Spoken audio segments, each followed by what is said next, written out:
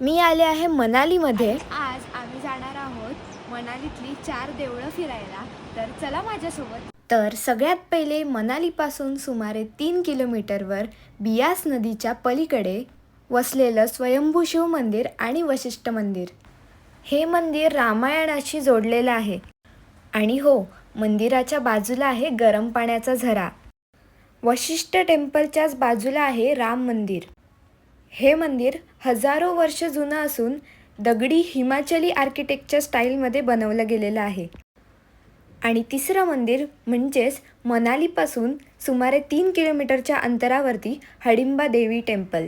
महाभारतात हडिंबा देवीचा उल्लेख असून त्यामागे एक कथासुद्धा आहे। जर ही कथा तुम्हाला ऐकायची असेल तर याच संबंधित व्लॉग आलाय आपल्या यूट्यूब चॅनलवर, लगेच जाऊन बघा। हे मंदिर देवदार वृक्षांच्या झाडीने गजबजलेलं असून इथे तुम्ही हिमाचली कॉस्ट्युम्स वेअर करू शकता। आणि यानंतर चौथं आणि शेवटचं मंदिर म्हणजेच मनु टेम्पल। हिमालयाच्या कुशीत वसलेलं हे मंदिर।